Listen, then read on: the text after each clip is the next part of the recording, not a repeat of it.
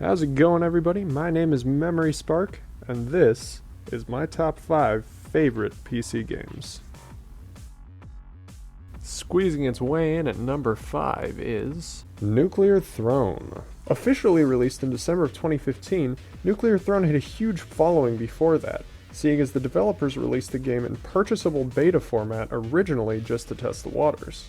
The game built a giant player base, which allowed the devs to continue working on the game and continue making it even larger in scale, adding extra bosses, secret levels, and even more characters.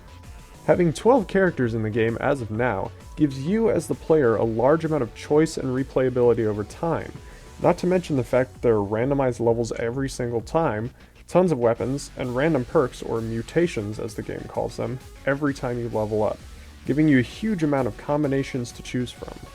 Overall, this got number 5 on my list because I've already put 41 hours into this game, and for an RNG-based indie game, that's quite a bit. And coming in at number 4, Dying Light.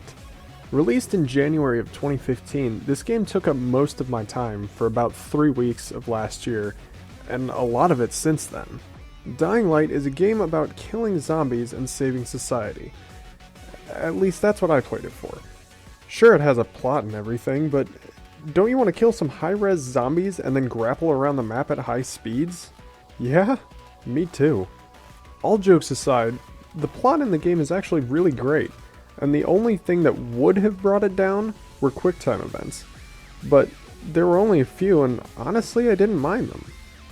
After putting over 80 hours into this game, I still feel like there's so much to do, whether it be crafting, leveling up skills, finding amazing weapons, or just exploring to find some secret items. There's always something to do.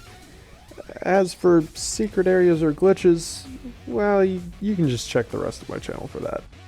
Even with the glitches and QuickTime events, this game found a special place in my zombie-killing, lust-filled heart.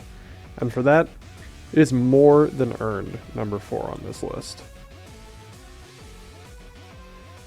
And weighing in at number 3 on the top 5 list, Binding of Isaac Rebirth. Released in November of 2014, this game took Steam by storm after it being long awaited by fans of the original game.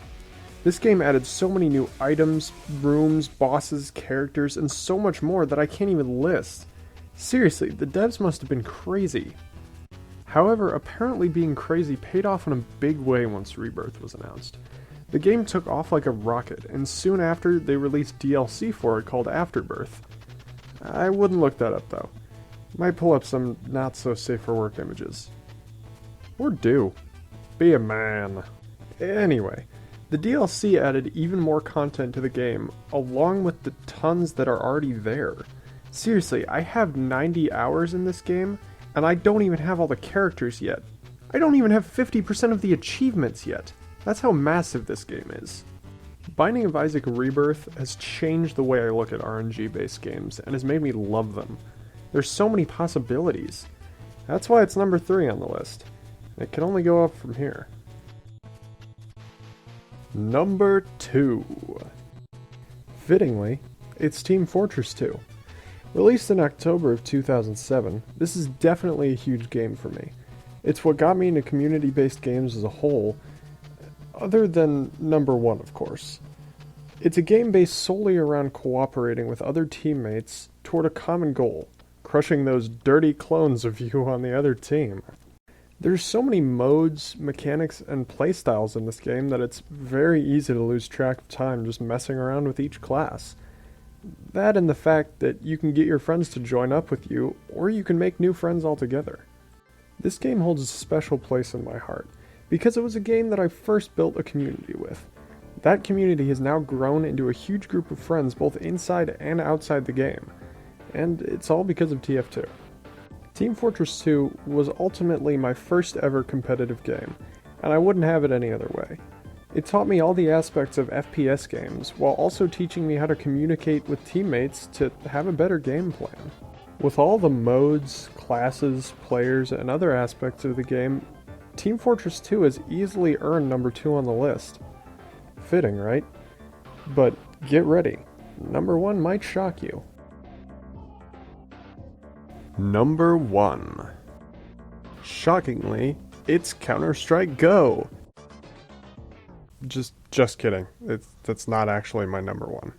The real number 1 is World of Warcraft. Call me a nerd, call me a neckbeard, say what you will, but this is legitimately my favorite PC game and franchise ever. I've been playing this game since it came out, when I was a kid. Hell, I even played Warcraft 2 and 3 as a kid as well. Shit was dank, son! But on a more serious note, this game has defined MMORPGs as a whole, being one of, if not the earliest of its genre. Well, it's had its ups and downs. Pandaria and Draenor. I still love the game. It's a huge world full of monsters and bosses and quests and just world. This game is huge, and whether you started in vanilla or in Warlords, you'll never forget the feeling of taking down your first boss or getting your first mount. Those experiences just don't leave you. With all the expansions and updates this game has had over the last almost 12 years, I couldn't explain everything about it in one sitting. It's just something you have to experience. And for that, it'll forever be my number 1 favorite PC game of all time. Now, sadly, this is where the countdown comes to an end. However, if you want to see me do more, or just more videos of mine in general, go ahead and hit subscribe. Want to add me on Steam? Check the description for a link to my profile. Want to watch me stream? Link is in the description. And as always, thanks everyone for watching. My name is Memory Spark, and this has been my top 5 favorite PC games.